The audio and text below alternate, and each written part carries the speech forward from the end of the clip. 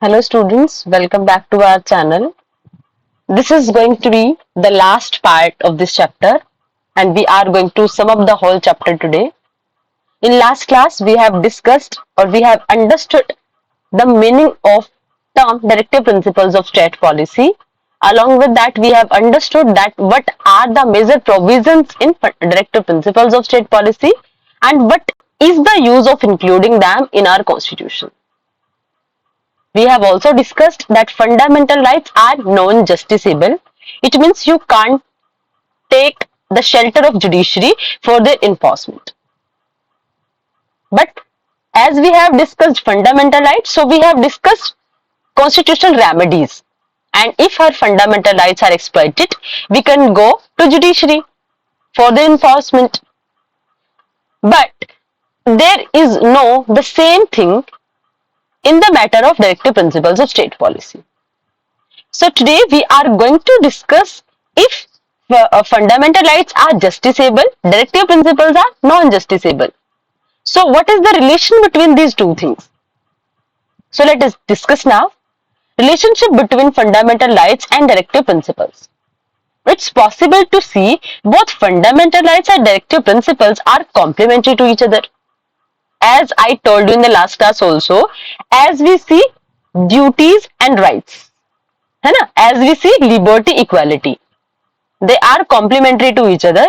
In the same manner, directive principles of state policy and fundamental rights are also complementary to each other. Fundamental rights restrain the government from doing certain things, while directive principles exhort the government to do certain things. अब देखो क्यों? क्योंकि fundamental rights कहीं ना कहीं क्या करते हैं, गवर्नमेंट को कुछ करने से रोकते हैं कि आपके फंडामेंटल राइट्स एक्सप्लॉइट ना हो जाएं। But directive principles of state policy वो क्या करते हैं, गवर्नमेंट को कुछ करने के लिए डायरेक्शंस देते हैं, राइट? तो basically these both terms are complementary to each other, right? Fundamental rights mainly protect the rights of individual, while directive principle ensure the well-being of the entire society. अब क्या है, फंडामेंटल राइट्स अगर आपसे related कोई matter है तो आपके rights को एक्सप्लॉइट करेगा, but directive principles of state policy are for the well-being of the entire society. They are not related to any particular person only. Okay. However, all times when government intends to implement directive principles of state policy, it can come in conflict with the fundamental rights of the citizen. लेकिन कई बार क्या हो जाता है, जब हमारी government कोशिश करती है ना कि फंडामेंटल राइट्स जो हैं और कहीं ना कहीं जो डायरेक्टिव प्रिंसिपल्स हैं उनको इंप्लीमेंट करने की कोशिश करती है, तो उसकी वजह से कहीं ना कहीं प्रॉब्लम हो जाती है, टसल क्रिएट हो जाता है between directive principles and fundamental rights. क्यों? क्योंकि देखो डायरेक्टिव प्रिंसिपल्स हमने क्या स्टडी किया, we are able to explain it, we are able to tell that directive principles are basically policies for the well-being of the entire society. And in the context of fundamental right, we consider the well-being of any single individual also ना, we can understand it. क्योंकि अगर एक person के right का exploitation हुआ है तो वो एक पर्सन ही जुडिशरी के पास जाएगा, राइट? इट मीन्स क्या हो सकता है कि अगर हमारी जो गवर्नमेंट है that is trying to enforce, that is trying to implement some kind of directive principles, so it can create a problem in the matter of fundamental rights. Okay, this problem arose when the government sought to pass laws to abolish zamindari system. अब देखो ये context आपको given है. अब देखो कैसे कि जैसे जब जमींदारी सिस्टम को अबॉलिश मतलब होता है खत्म करना किसी चीज को, उसके लिए जब हमारी गवर्नमेंट ने लॉ बनाए तो इसकी वजह से प्रॉब्लम अराइज हो गई. अब कैसे, this measures were opposed on the ground that they violated right to property. अब देखो पहले हमारे फंडामेंटल राइट्स, अब इस चीज को याद रखना, इनिशियली फंडामेंटल राइट्स ना हमारे 7 होते थे. Got it? जो 6 type already you have studied, but I told that article 31 that was also a fundamental right, और वो क्या था, राइट टू प्रॉपर्टी. बट फिर हमने क्या किया, 44th अमेंडमेंट किया 1978 में, और जो हमारा राइट टू प्रॉपर्टी था उसको एक्सक्लूड कर दिया from the categories of fundamental rights. उसका रीजन क्या था बेसिकली, क्योंकि देखो डायरेक्टिव प्रिंसिपल्स क्या बोलते हैं, that government will have to frame the policies for the wellbeing of the entire society. अगर आपको वेलबींग करना है तो फिर जब जमींदारी होगी तो जमींदारी से तो एक ही ग्रुप का बेनिफिट होगा, that will be zamindars only. And if you want to ensure the well-being of entire society, government will have to abolish that zamindari system. But जैसे ही जमींदारी सिस्टम को अबॉलिश करने के लिए गवर्नमेंट ने इनिशिएटिव्स लेने शुरू किए, तो इन जमींदार लोगों ने क्या कंसीडर करना शुरू किया कि गवर्नमेंट जो है that is interfering in our fundamental rights and specifically in the right to property. समझ आया? इसीलिए कहीं ना कहीं हम लोगों ने ना राइट टू प्रॉपर्टी को फंडामेंटल राइट्स की कैटेगरी से बाहर निकाल दिया। एक तो ये वाला रीजन था। Along with that Indian constitution में एक टर्म मेंशन होती है सोशलिस्ट। तो सोशलिस्ट का मतलब क्या होता है कि जो मीन्स ऑफ प्रोडक्शन होते हैं हमारी सोसाइटी के, उस पर स्टेट का कंट्रोल होगा, इंडिविजुअल का कंट्रोल नहीं होता है। तो अगर उस पर किसी इंडिविजुअल का कंट्रोल हो जाए तो फिर स्टेट का बेनिफिट नहीं बच जाता है। और अगर आप सोशलिस्ट वर्ड यूज नहीं करते तो क्या होगा, हमारी गवर्नमेंट बेनिफिट के लिए, लोगों की वेलबींग के लिए हमारी लैंड को, प्रॉपर्टी को एक्वायर नहीं कर सकती। But in India you are able to see when the roads are constructed, when any kind of industrial development is there, so government is able to acquire the land, although the government has to give compensation for that, but they are able to acquire it, है ना? This was also the important reason behind the, you can say, behind the exclusion of right to property from the categories of fundamental right. Hope you are able to understand it. अब उसके बाद these measures were opposed on the ground that they violated right to property. However, keeping in mind the societal needs that are greater than the individual interest, the government amended the constitution to give effect to the directive principles of state policy. और क्या किया, क्योंकि हमारी government ने क्या बोला कि अगर आपको वेलबींग इंश्योर करना है, so directive principle should come first, because it is related to the wellbeing of the entire society. और इसीलिए हमने क्या कर दिया, हमारे कॉन्स्टिट्यूशन में चेंज कर दिया, मतलब to abolish the zamindari system. This led to a law legal battle। अब वो लोग कहां जाएंगे, वो कोर्ट में जाएंगे, जुडिशरी के पास जाएंगे, क्योंकि उनके अकॉर्डिंग क्या हुआ है, उनके अकॉर्डिंग उनके फंडामेंटल राइट्स का एक्सप्लॉइटेशन हुआ है। The executive and the judiciary took different position. अब देखो, गवर्नमेंट ने डिसीजन लिया था कि जो जमींदारी सिस्टम है उसको अबॉलिश करेंगे, so government part is executive and judiciary that was having separate ideas, because government will go according to the constitution only, है ना? So both of they were having different kind of ideas. After that the government claimed that rights can be abridged for giving effect to directive principles. Government ने क्या बोला कि अगर आप क्या कर सकते हो, अगर आप डायरेक्टिव प्रिंसिपल्स को इंप्लीमेंट करना चाहते हो तो कहीं ना कहीं हम फंडामेंटल राइट्स को क्या कर सकते हैं, श्रिंक कर सकते हैं, कम कर सकते हैं। This argument assumed that rights were a hindrance to welfare of the people. और आर्ग्यूमेंट क्या था कि कुछ आपके ऐसे राइट्स होते हैं जो दूसरों की ग्रोथ में हिंड्रेंस क्रिएट करते हैं। अब जैसे जमींदारी सिस्टम था, जमींदारी सिस्टम से क्या हो रहा था, it was beneficial for a handful people only and rest of the people they were exploited only. इसीलिए क्या हुआ, इसीलिए हम लोगों ने कहीं ना कहीं अज्यूम किया कि जो राइट्स होते हैं किसी एक पर्टिकुलर ग्रुप के, that can create hindrance in the growth of the society. On the other hand, the court held the view that fundamental rights were so important and sacred that they cannot be limited even for the purpose of implementing directive principles. लेकिन judiciary का क्या discussion था, judiciary का decision था कि fundamental rights इतने pure हैं, इतने इंपॉर्टेंट हैं, that for the directive principles, for the implementation of these directive principles, we cannot put any kind of restrictions over fundamental rights. तो यहां कहीं ना कहीं टसल क्रिएट हो जाती है हमारी जुडिशरी के बीच में और हमारी एग्जीक्यूटिव पार्ट के बीच में। Okay, so this paragraph was left, directive principles. So if someone asks you the whole structure of directive principle, that we are going to discuss here. Basically, if you understand the goals of directive principles, so what are those goals? Welfare of the people, social, economic and political justice. So ensure करते हैं welfare of the people, social justice, economic and political justice. हम ensure करने की कोशिश करेंगे कि हम ये गोल अचीव करेंगे। उसके अलावा raising the standards of living, equitable distribution of resources, और क्या कोशिश करेंगे कि हम जो लोगों की living of standard of living है that we will try to raise. Okay, these are the directives for the government, कि गवर्नमेंट को ऐसे इनिशिएटिव्स लेने हैं कि लोगों का लिविंग स्टैंडर्ड इंप्रूव हो। अलॉन्ग विद दैट जो हमारे रिसोर्सेज हैं they should be distributed in a equal manner, हालांकि इक्वल नहीं हो सकता, that's why word is used equitable, that is tolerable and that is justified. Okay, ऐसा करने की कोशिश करेंगे।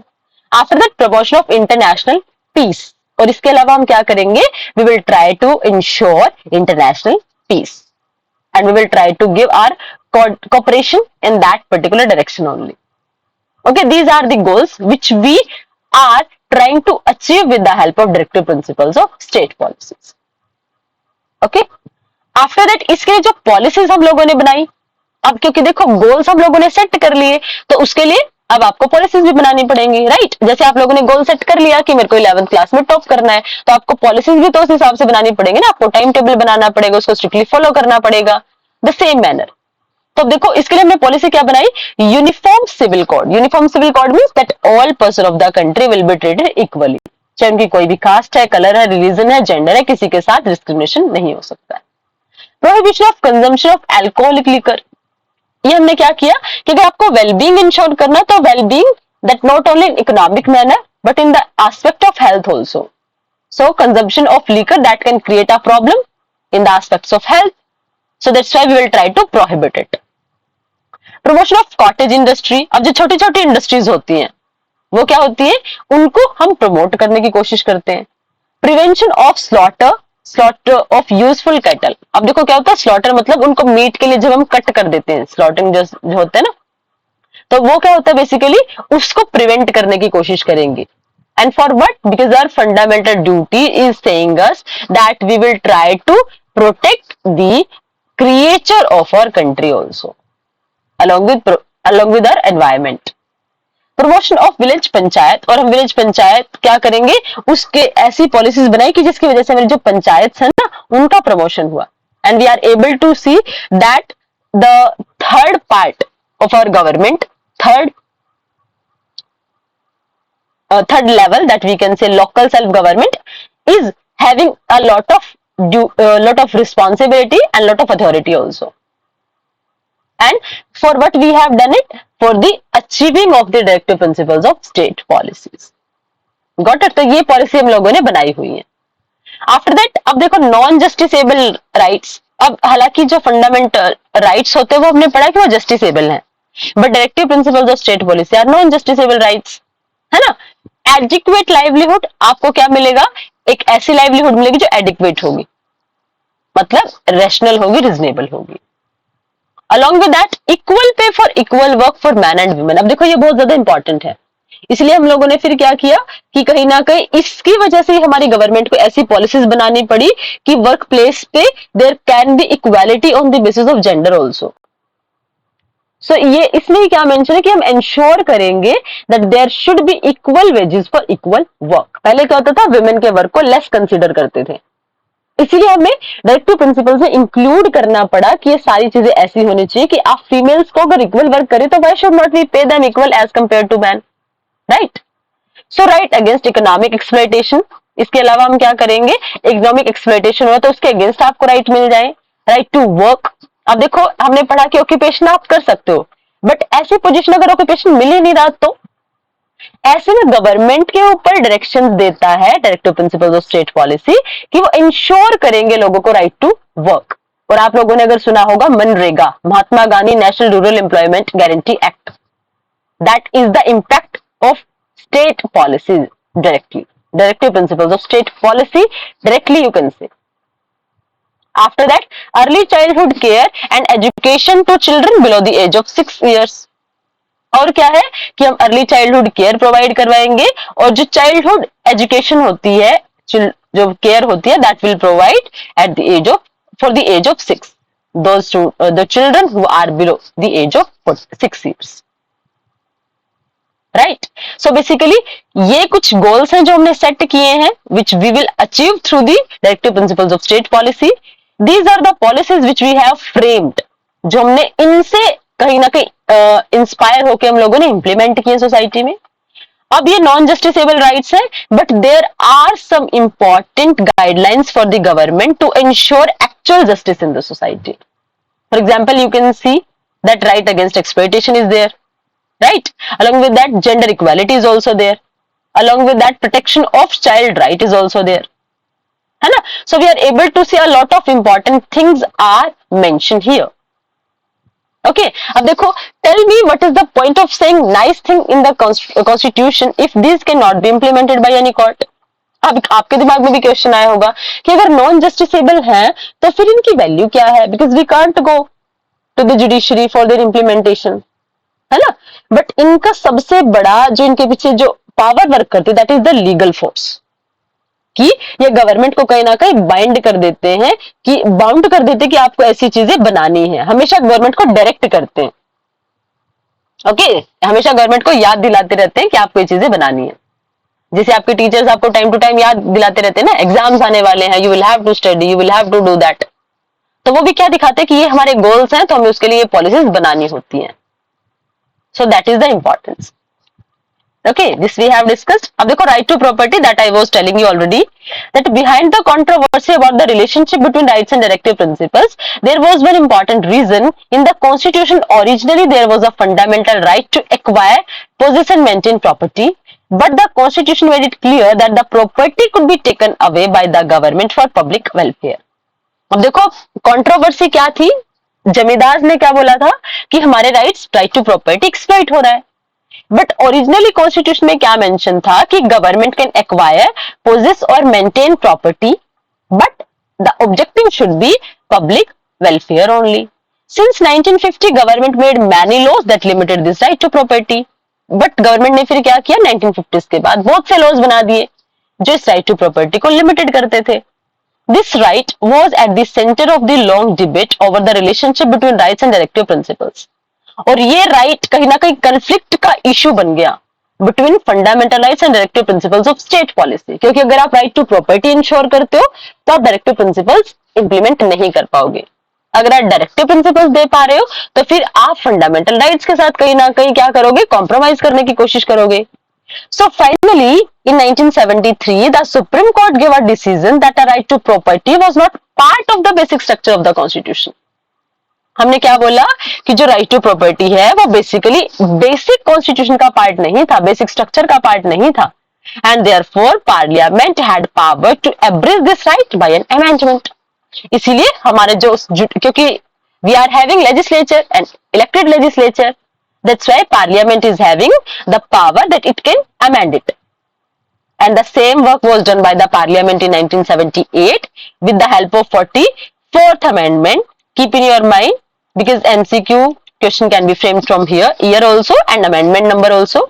So to the constitution removed the right to property from the list of fundamental rights and converted it into a simple legal right under article 300A. इसलिए हमने क्या किया, हमारी लेजिस्लेचर पार्ट ने, हमारी पार्लियामेंट ने इसको क्या किया, फंडामेंटल राइट्स की कैटेगरी से बाहर निकाला और इसको जस्ट एक सिंपल लीगल राइट की कैटेगरी में पुट कर दिया। Okay, what difference do you think this change of the status makes to the right to property? अब देखो इसका इंपैक्ट क्या पड़ा। Now the question will be in your mind कि अब लीगल राइट बन गया। अब इसका सबसे बड़ा इंपॉर्टेंस क्या हुआ कि फंडामेंटल राइट्स की गारंटी आपको कॉन्स्टिट्यूशन देता है, उनकी सिक्योरिटी की गारंटी आपको कॉन्स्टिट्यूशन अश्योर करवाता है कि ये आपके राइट्स आपसे कोई छीन नहीं सकता है, राइट? तो लेकिन for a welfare state it was very much required कि प्रॉपर्टी पे कहीं ना कहीं थोड़ा बहुत कंट्रोल हो गवर्नमेंट का, और अगर राइट टू प्रॉपर्टी आपका फंडामेंटल राइट्स होता तो गवर्नमेंट एक्वायर और ये सारी चीजें नहीं कर पाती। That's why we have changed its structure, and now the government is able to make policies according to the directive principles of state policy, and now people cannot create any kind of trouble in that by saying that it is violating my right to property. That is my fundamental right. Got it? So basically it's very important, or you can say the difference which was made, that is very important, because now the government is able to make policies for those people also who are not able to uplift themselves, right? Hope till now everything is clear to all of you. So this generated another complicated debate. This related to the amendment of the constitution. The government was saying that parliament can amend any part of the constitution. अब देखो यहां पर भी एक contradictory आई. अभी हमने ऊपर वाले लाइन में क्या स्टडी किया कि जुडिशरी ने क्या बोला, हमारी जुडिशरी ने बोला कि जो आपका राइट टू प्रॉपर्टी है that was not a part of basic structure of the constitution, right. और हमारी एग्जीक्यूटिव उसको कहीं ना कहीं चेंज करना चाह रही थी.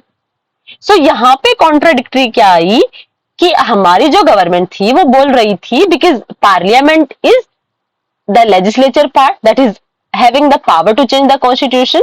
सो the government was saying that the parliament can make amendments in any part of the constitution, but the decision of court that was completely separate. And they were saying, the court was saying that parliament cannot make an amendment that violated fundamental rights. यहां पर हमारी judiciary ने क्या decision दिया कि ऐसा कोई law आप नहीं बनाओगे, ऐसा कोई पास आप ऐसा कोई एक्ट नहीं बनाओगे जो हमारे फंडामेंटल राइट्स को वायलेट करता है. This controversy was settled by an important decision of Supreme Court in Keshavananda Bharti case. अब इसको भी याद रख लेना. This case was, you can say this case was dealt by Supreme Court of our country in 1973. इसमें क्या हुआ था? In this case, the court said that there are certain basic features of the constitution and this cannot be changed by parliament. इन्होंने देखो क्या बोला, government क्या बोल रही थी कि any part of the constitution can be amended by the parliament of the country. But judiciary ने क्या डिसीजन दिया कि जुडिशरी ने डिसीजन दिया कि हमारे कॉन्स्टिट्यूशन का कुछ पार्ट ऐसा है जो उसकी बेसिक फीचर है, बेसिक स्ट्रक्चर है, and that basic structure of the constitution can not be change by the parliament. और देखो ऐसे ऐसे लॉ बनने बहुत जरूरी थे क्योंकि अगर गवर्नमेंट को कंप्लीट अथॉरिटी मिल जाती so it was possible that our constitution could be a toy in the hands of government only, है ना. हमारी गवर्नमेंट के हाथ में सिर्फ टॉय बन के रह जाता. We shall discuss this in greater detail in chapter 9 on constitution as a living document. अब इस केस को डिटेल में बेसिकली आप स्टडी करोगे चैप्टर 9 में, constitution as a living document. लेकिन याद रखना what was Kesavananda Bharati case. Kesavananda Bharati case in which it was declared that there are some certain features of Indian constitution and that is considered as the basic structure of the constitution, and our government cannot change that basic structure. And for what? Because that is violating our fundamental rights. So our government is not able to do, basically government cannot change the basic structure of the constitution, and it was basically for the protection of the constitution, to the safeguard of the constitution, so it cannot become a tool in the hand of government only to fulfill their personal interest. I think it is completely clear to all of you. Listen, these are the things कि अब देखो बाल श्रम पर पाबंदी के मामले, उसके बाद वार्ड सदस्य खातून के दबंगों को कालिक पोत पर घुमाया, डैन कहकर यातना देने वालों की अब खैर नहीं. इट मीन्स अब क्या हो रहा है कि दीज थिंग्स आर शोइंग कि अब ये चीजें क्यों हो रही हैं, because directive principles of state policy are giving, you can say, direction to the government, and for that government is taking some kind of initiatives, and that's why some positive things are coming in the society. That is the benefit of directive principles of state policy. Now check your progress. Read the main points of the Bill of Rights in South African Constitution and the directive principles in India. अब Bill of Rights में आपने क्या पढ़ा था, हमने detail में discuss किया था जो हमारे Bill of Rights था साउथ अफ्रीकन कॉन्स्टिट्यूशन का, and now directive principles of Indian Constitution we have discussed. So which are the common points in this two list? अब देखो common points कौन से हैं. Basically the Bill of Rights of Africa, that was very broad, as we have discussed in, you can say, in the videos of the same chapter only, and in a very broad manner we have discussed it. So अब क्या है कि कुछ चीजें बहुत ज्यादा common है क्योंकि अफ्रीकन जो बिल ऑफ राइट्स है that is very expanded, but जो गोल है ना दोनों का, कॉमन पॉइंट क्या है, common point is that goal of both of the things is completely similar. और वो गोल क्या है, कॉमन गोल क्या है, that is the welfare of the society, है ना. So that we can ensure uniform. अब देखो आपने ऊपर पढ़ा था यूनिफॉर्म सिविल कोड, है ना, in the same context the intention of African bill of rights we have also discussed कि वहां पे भी अपार्थाइड सिस्टम था. So to ensure equality, the system was very much required that it should be in that system that it can create equality. So यही common चीजें हैं कि जो गोल थे बेसिकली वो इंश्योर करना कि हर एक सोसाइटी, आपकी सोसाइटी का हर एक पार्ट एक रिस्पेक्टेड लाइफ को कहीं ना कहीं जी सकता है. Okay, why did the south African constitution put these in the bill of rights? अब वहां पे उन्होंने उनको बिल ऑफ राइट्स में क्यों डाला और हमने directive principles of state policy में क्यों डाला? अब देखो दोनों कंट्री की सिचुएशन अलग अलग थी. हमारे यहाँ डाइवर्सिटी बहुत ज्यादा है, वहां पे जस्ट रेशियल बेस्ड डिस्क्रिमिनेशन था. तो वहां पे कोई ऐसा ही सिस्टम जिस सिस्टम से वो बाहर निकल के आए हैं वो सिस्टम दोबारा अराइज ना हो जाए, रेशियल डिस्क्रिमिनेशन दोबारा से ओवरकम ना कर ले, इसलिए उन्होंने हर चीज को बिल ऑफ राइट्स की कैटेगरी में डाल दिया. Got it? बट हमारी कंट्री की सिचुएशन अलग थी. हमारी कंट्री में क्या हुआ, हमारी कंट्री को ब्रिटिशर से हम लोगों ने कहीं ना कहीं फ्री करवाया, लेकिन अब हमने क्या किया, अब जो सबसे ज्यादा इंपॉर्टेंट पार्ट थे उनको तो पुट कर दिया फंडामेंटल राइट्स की कैटेगरी में. लेकिन हम इतने ज्यादा राइट्स प्रोवाइड नहीं करवा सकते थे because India was a newly independent country only. अगर इतने ज्यादा राइट्स आप देते तो it could create a very complicated situation. इसलिए हमने क्या किया कि टाइम टू टाइम हम क्या करेंगे, कुछ चीजें लोगों को प्रोवाइड करवाने की कोशिश करेंगे with the help of directive principles of state policy. इसीलिए हमने क्या माना, कहीं ना कहीं बहुत सारे थिंकर्स ये कंसीडर करते हैं कि जो डायरेक्टिव प्रिंसिपल्स है ना वो फंडामेंटल राइट्स का ब्रॉड फॉर्म है, क्योंकि जो चीजें हम फंडामेंटल राइट्स के थ्रू लोगों को प्रोवाइड नहीं करवा पाए वो हमने डायरेक्टिव प्रिंसिपल्स के थ्रू प्रोवाइड करवा दी. इसका मतलब यही हुआ कि अफ्रीका में जो मोनोपोली थी, अपार्थाइड सिस्टम था, उसको स्टॉप करने के लिए सारी चीजें मेंशन हो गई अफ्रीकन कॉन्स्टिट्यूशन में. बट हमने क्या किया, हमने कुछ राइट्स तो सिटीजन्स को in the form of fundamental rights provide करवा दिए और कुछ चीजें जो हम सोसाइटी में इंश्योर करवाना चाह रहे थे वो हमने कैटेगराइज कर दी in the category of directive principles of state policy. Got it? After that if you were writing the constitution for a new country, what would you suggest? अगर आप एक कंट्री के कॉन्स्टिट्यूशन के राइटर होते तो आप क्या चीजें मेंशन करते? Now it's up to you. You have discussed all of the chapter. आप क्या इंक्लूड करते, है ना? ये फंडामेंटल राइट्स भी इंपॉर्टेंट है, bill of rights African context से देखते तो ये भी इंपॉर्टेंट है, लेकिन अपनी कंट्री में हमने क्या देखा कि because of fundamental rights a lot of positive things, a lot of positive changes have taken place in the society. Right? तो अगर आप एक सिटीजन होते, आपको चांस दिया जाता है कि आपको कॉन्स्टिट्यूशन लिखना है, तो आप कैसे लिखते, है ना? Now it's up to you that how would you write to, but we can include both of the things, and Indian constitution is the best example for that. We have included fundamental rights also and directive principles also, because fundamental rights are important for the development of an individual and directive principles are always very important for the, you can say, because it is reminding the government about its responsibility, that we have set some kind of goals, and if the government is taking them seriously, then the government will work upon that, है ना? And it will ensure that society in which people live with the feeling of happiness, with the dignity, and in a respected life, you can say. So both of the things are required. Got it? Hope it is clear to all of you. अब देखो यहाँ पे conclusion part में क्या दिया है, in the right of Jyotirao Phule, आपने सुना होगा इनका name, Savitribai Phule, Jyotiba Phule, are radical social reformer from Maharashtra. We find out of the earliest expression of the view that rights include both freedom and equality. Rights में दोनों चीजें इंक्लूड होती हैं, फ्रीडम भी, इक्वालिटी भी. During the national movement, the idea of the rights was further sharpened and expanded to constitutional right. और क्या हुआ, जब नेशनल मूवमेंट चला तो ये राइट्स का कंटेक्स्ट क्या हो गया, एक्सपैंड हो गया. और किसमें एक्सपैंड होगा, कॉन्स्टिट्यूशनल राइट्स में. Our constitution reflected this long tradition and listed the fundamental rights. तो हमने जब फ्रीडम स्ट्रगल से जो चीजें सीखी ना, उसको हमने क्या कर दिया, उसी को हमने फंडामेंटल राइट्स की कैटेगरी में डाल दिया.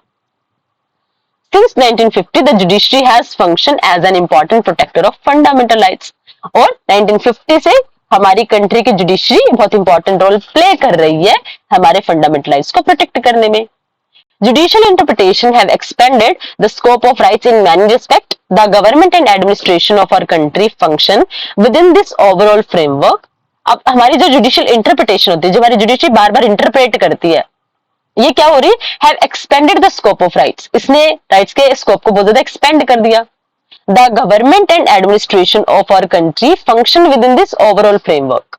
और हमारी जो एडमिनिस्ट्रेशन होता है, गवर्नमेंट होती है, वो इसी फ्रेमवर्क के अंडर वर्क करती है. Rights enforce limitation on the functioning of government and ensure democratic governance to the country. अब देखो राइट्स क्या हैं? राइट्स गवर्नमेंट के ऊपर लिमिट्स लगाते हैं, है ना? हमने पढ़ा था ना कि कैसे कॉम्प्लीमेंट्री है.